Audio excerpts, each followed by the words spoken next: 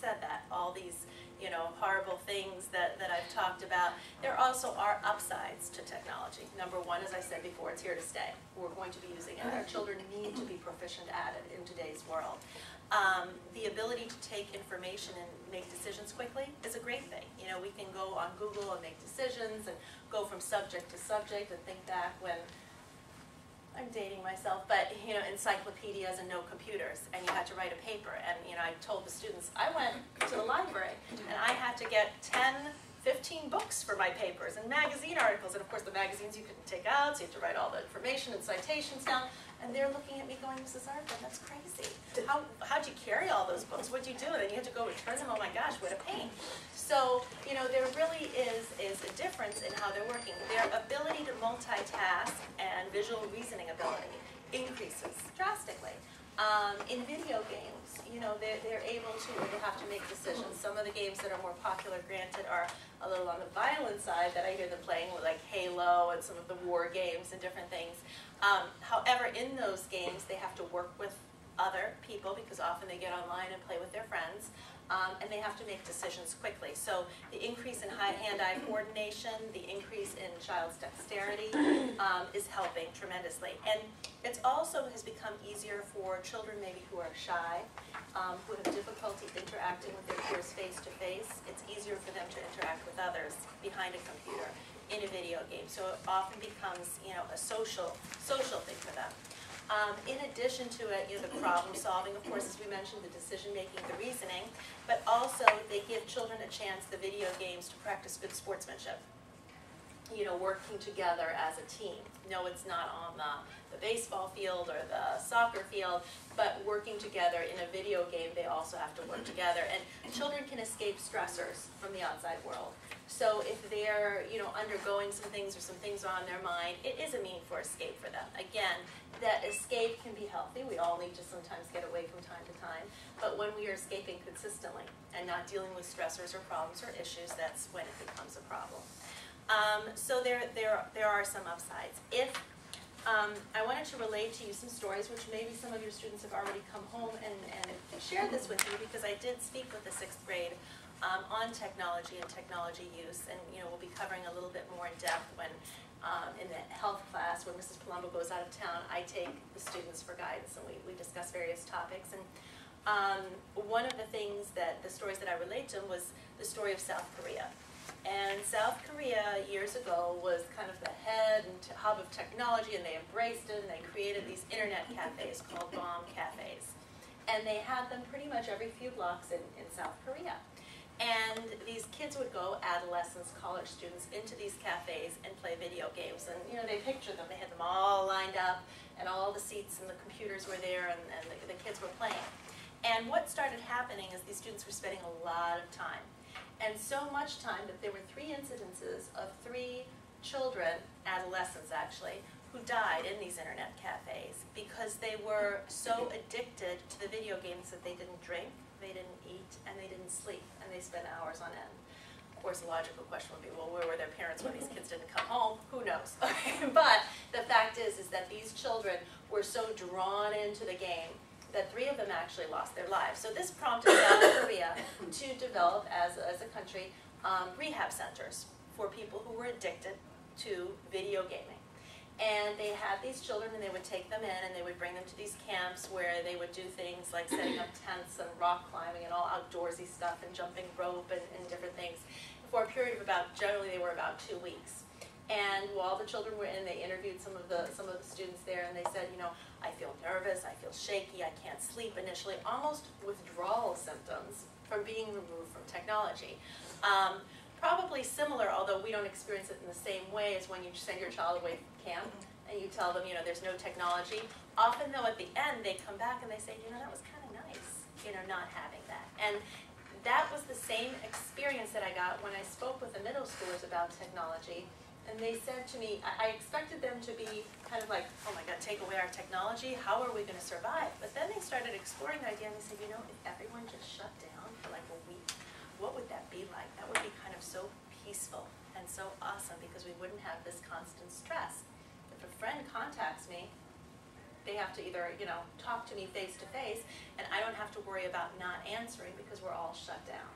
And so there is this constant stress, and children even feel it, and adolescents feel it, because there's a social need. If I don't connect, if I'm not on the computer, if I'm not answering texts, I'm going to be out of the social loop.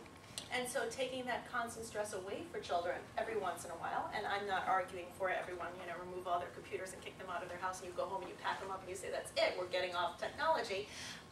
But what I am saying is that it needs to be monitored, you know.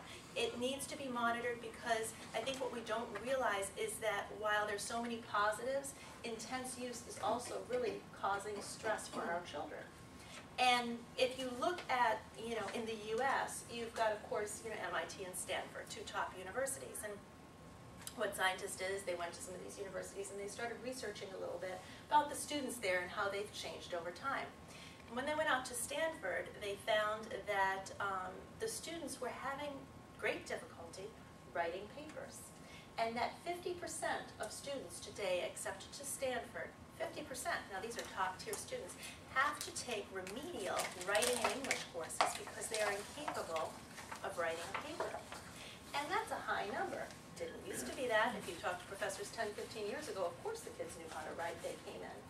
And what they're finding is that when students now are communicating via text, even when they're writing papers, because they're multitasking and they're going from one thing to another, some things are happening. Number one, and I asked even students about this in class, and they said, oh my gosh, you have no idea how many times we've had to retype a paper because instead of Y-O-U, we write you, or you too, or, you know, use shorthand in our paper, and then we think, oh my gosh, I'm writing a paper, I can't turn this in.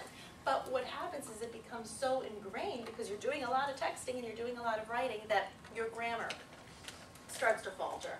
Because let's face it, capitalizations, periods, proper punctuation, all that is kind of in texting really doesn't matter that much. As long as you think the person can read it, you hit send.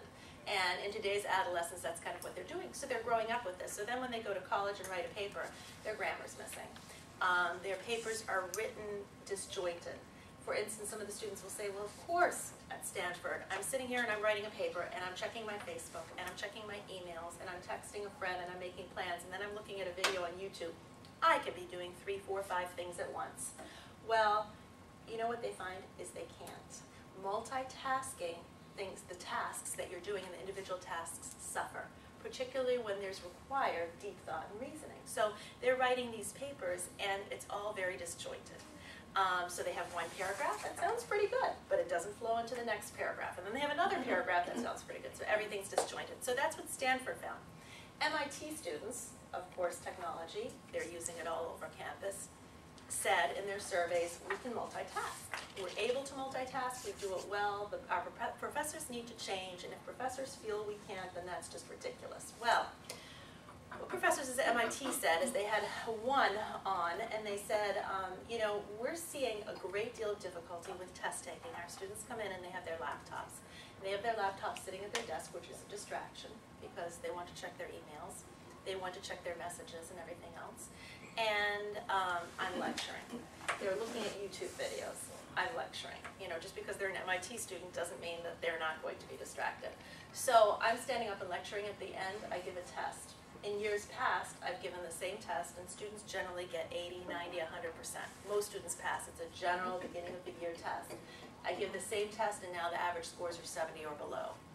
And so it is changing. It's changing also the need for the professors to have these dynamic PowerPoint, you know, presentations with special effects and visuals just to kind of get people to look up so that they're hearing what the teacher is saying.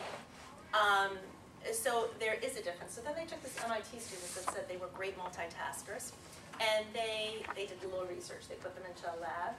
In one instance, which of course your students don't have experience yet, but they were driving and talking on a cell phone. You know, we all know about driving and texting. It's wrong. You shouldn't do it. It's a great danger, more risk than drunk driving. But what they did is they just had the parents talk on the cell phone. And then when they were driving in these scenarios, they would put things in this video game where the parent was driving the car, like, you know, a trash can falling over in the road, or a pedestrian, or a person not stopping, or doing a turn, or swerving. And they would measure the rate at which the people on the cell phones got into accidents, and it was 70% higher than the people that weren't on cell phones. So the point being is that multitasking doesn't work. It takes away some of our focus and concentration. And you know, if you've ever been in a car, and I admit to this myself, and you're driving, and let's say you're talking on the cell phone, or even just your mind is distracted and you get somewhere, but you can't exactly remember how you got there. Like you're thinking and you're saying, you know, I know I went down this road and this road is so automatic, but I can't remember specifically somewhere my brain just wasn't there for part of the drive. And that's what's happening to people when they're on cell phones. Then they took them and they had screens up with different shapes, where they had shapes would float across the screen and they would have to say if a word had a vowel or a consonant in it, and you know, identify it, but then they would be distracted with certain shapes coming across. The kids that were the multitaskers, that claimed to do the most multitasking on tests, did far worse. In other words, they were able to focus less instead of more, because their brain was easily distractible, because that's what their brain was used to doing, being constantly distracted.